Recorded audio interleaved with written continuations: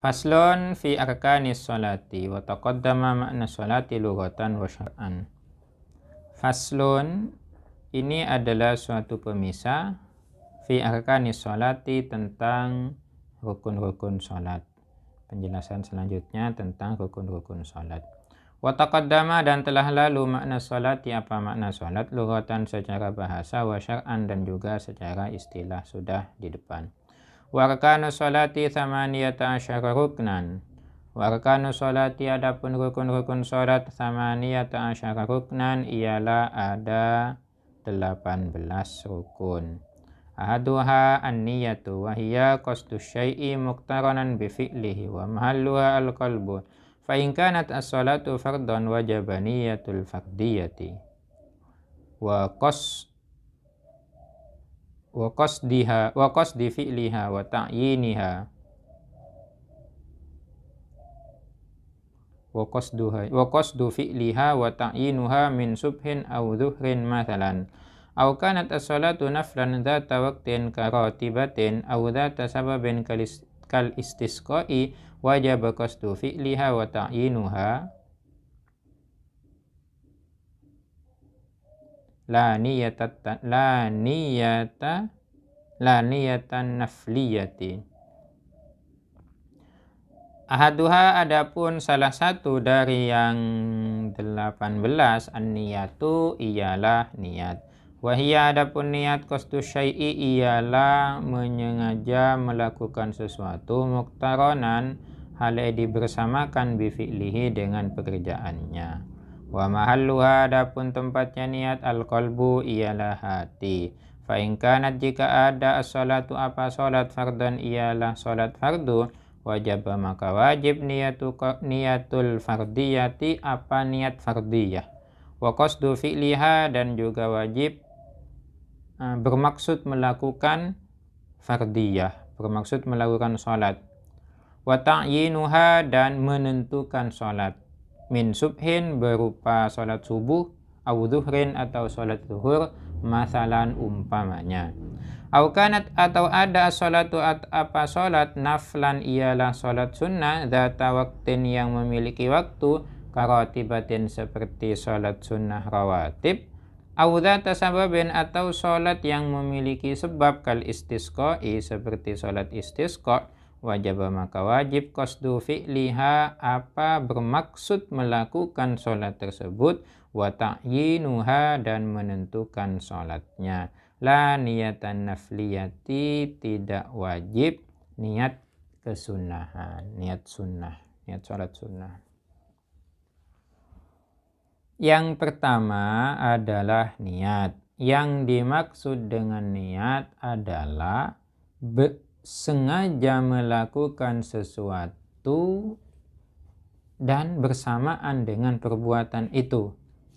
Itu namanya niat. Sengaja melakukan sesuatu dan bersamaan. Itu niat.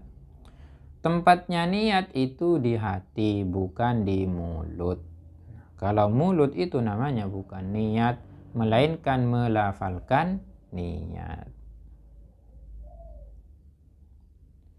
Jika sholatnya berupa sholat fardu, maka niat yang harus dilaksanakan itu 3.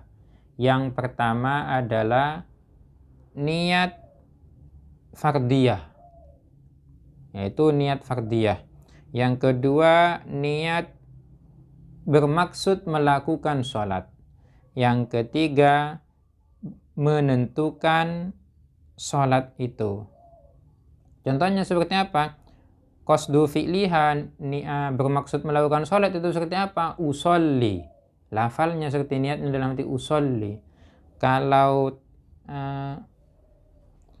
niat fardiyah ya usolli fardho itu ya. Jadi yang wajib usolli fardho. Usolli itu qasdu fi'liha, fardho itu niyatul fardiyah. Sedangkan yang ketiga itu adalah menentukan sholat. Misalnya sholat zuhur atau sholat asar. Maka niatnya yang harus dipenuhi itu usolli fardhu zuhri. Itu. Cukup itu sudah. Usolli fardhu zuhri Allahu Akbar. Bagaimana Ustaz kalau bacanya panjang? Usolli fardadz zuhri arba'a raka'atin adaan mustaqbilal kiblati lillahi ta'ala. Ya enggak apa-apa. Tapi yang wajib itu cuma 3. Usolli fardadz zuhri, Allahu Akbar. Usolli fardal asri, Allahu Akbar. Usolli fardal isya'i, Allahu Akbar, dan seterusnya. Itu yang wajib. Itu kalau niatnya sholat fardu. Ingat, niatnya sekali lagi bukan di mulut tapi di hati. Harus hatinya ketika bersamaan, nanti di belakang ada. Ketika kita mengatakan Allahu Akbar lah, bersamaan dengan mulut mengatakan Allahu Akbar, maka hati kita ketika itu niat bahwa kita hendak melakukan sholat zuhur, sholli fardadz zuhri. Itu umpamanya. Kalau sholatnya berupa sholat sunnah rawatib atau sholat sunnah yang memiliki sebab, seperti sholat sunat istisqa, itu kan memiliki sebab. Sebab kenapa? Sebab tidak ada hujan, makanya ada sholat istisqa. Maka yang wajib ketika niat adalah qasdu fi'liha, niat bermaksud melakukan itu, berarti lafalnya adalah usolli, dan ta'yinnya. Sholat apa yang mau dilakukan? Kalau sholat istisqa, usolli istisqa'ah, sudah cukup. Atau usolli ba'dal maghribi, usolli qobliyatas subhi. Itu sudah cukup, tanpa menyebutkan usolli sunnatan qobliyatas subhi, tanpa menyebutkan itu. Kalau disebutkan bagaimana? Ya tidak apa-apa. Nah, yang kita bahas sekarang itu adalah kewajibannya. Wasani al-qiyamu ma'al qudrati. Wasani al-qiyamu ma'al qudrati alaihi wa in anjaza anil qiyami qa'ada kaifa sya'a wa qu'uduhu muftarishan afdalu. Wasani, adapun rukun yang kedua, al-qiyamu ialah berdiri ma'al qudrati, bagi orang yang mampu, alaihi terhadap qiyam. Fa in anjaza, maka jika tidak mampu siapa musolli anil qiyami dari berdiri, qa'ada, maka duduk siapa musolli kaifa sya'a sebisa mungkin. Wa qu'uduhu, adapun duduknya musolli, muftarishan, halai duduk muftarish, afdalu ialah lebih utama. Rukun yang kedua adalah berdiri bagi yang mampu. Kalau tidak mampu berdiri, ya sholat duduk. Model duduknya seperti apa? Terserah mau duduk seperti apa saja. Yang paling utama yang duduk itu adalah duduk iftirash. Duduk iftirash itu kaki yang kiri itu diduduki, kaki yang kanan itu diberdirikan. Itu namanya duduk iftirash. Gimana? Gini ya, duduk iftirash. Gini maksudnya. Duduk iftirash. Ini andaikan kaki, ini andaikan pantat, diduduki, kaki yang satunya yang di sini, yang kanan diberdirikan gini. Itu namanya duduk iftirash. Nanti di belakang akan dijelaskan. Lawannya duduk iftirash apa? Duduk tawarruk. Kalau duduk tawarruk, tetap kaki kanan diberdirikan, kaki yang kiri dimasukkan ke kanan, itu ke paha kanan.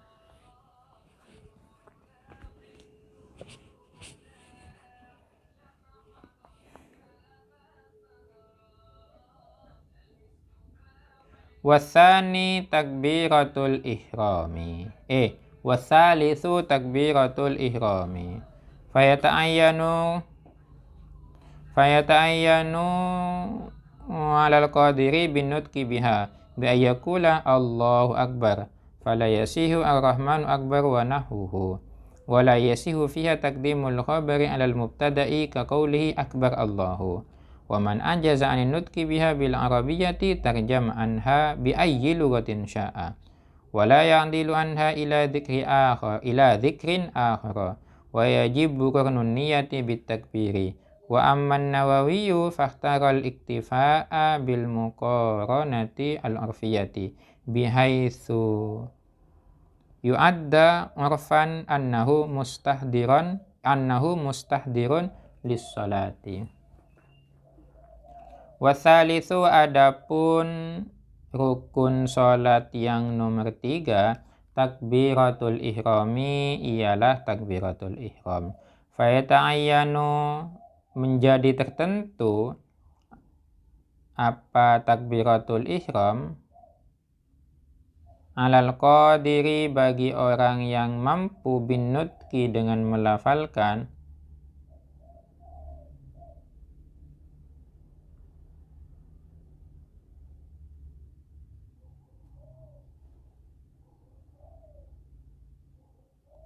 fayata'ayyanu maka menjadi tertentu alal qadiri bagi orang yang mampu bin nutqi dengan mengucapkan biha dengan takbiratul ihram bi ayyakula dengan gambarannya berkata siapa musolli Allahu Akbar, lafal Allahu Akbar, sehingga fala yasihu oleh karena itu tidak asa Ar-Rahmanu Akbar apa lafal Ar-Rahmanu Akbar wa nahwuhu dan sejenisnya. Dibalik berarti tidak boleh, atau pakai redaksi yang lain tidak boleh. Wala yasihu dan juga tidak boleh fiha di dalam takbiratul ihram taqdimul khabari apa mendahulukan khabar alal mubtada'i terhadap mubtada. Kaqaulihi seperti perkataannya musolli akbar Allahu, dibalik tidak boleh. Wa man ajaza dan barang siapa ajaza yang tidak mampu siapa man anin nutqi dari mengucapkan biha terhadap takbiratul ihram lafal Allahu Akbar bil arabiyati dengan menggunakan bahasa Arab tarjama maka menerjemahkan siapa man anha dari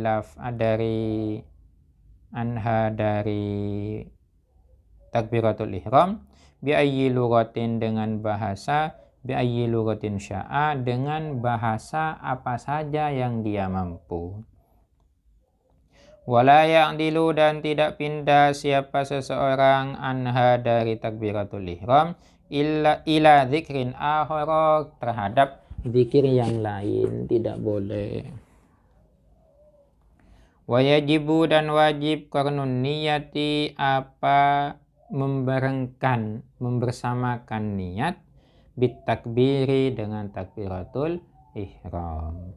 Wa amman Nawawiyyu adapun Imam Nawawi fahtara maka ialah berpendapat siapa Imam Nawawi al-iktifa'a akan kecukupan bil muqaranati dengan muqarana al-urfiyah yang sebangsa urf bihaitsu yu'addu dengan gambaran yu'addu dianggap siapa man urfan secara urf annahu kepada sesungguhnya adapun man itu mustahdirun ialah sudah menghadirkan siapa man as-salat lis-salati untuk salat.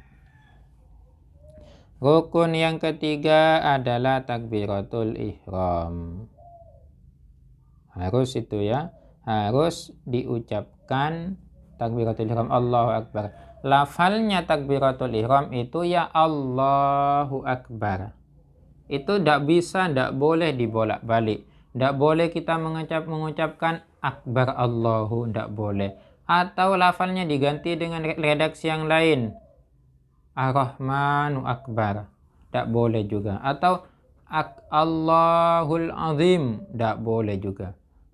Ini sudah ketentuan, tidak bisa diganti dengan lafal-lafal yang lain. Tidak boleh diganti dengan lafal apapun. Jadi cuma Allahu Akbar itu. Itu bagi orang yang mampu harus mengucapkan lafal Allahu Akbar. Kalau ada orang yang tidak mampu mengucapkan lafal Allahu Akbar, ya terserah, boleh menggunakan lafal apa saja terjemahannya. Boleh menggunakan terjemahannya. Allah Maha Besar. Kalau pakai bahasa Indonesia, boleh. menggunakan bahasa yang dia mampu. Tapi masa tidak bisa cuma mengucapkan Allahu Akbar? Apa bedanya dengan mengucapkan Allah Maha Besar? Kan sama saja, teman-teman.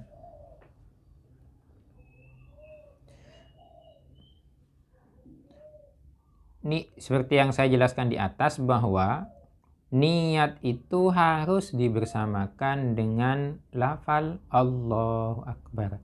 Ketika mulut mengatakan Allahu Akbar, maka disitulah kita niat di dalam hati bahwa kita melaksanakan sholat. Imam Nawawi berpendapat, walaupun tidak bersamaan secara hakiki, tidak apa-apa, yang penting secara uraf itu sudah dianggap bersama, tidak apa-apa itu boleh menurut Imam Nawawi.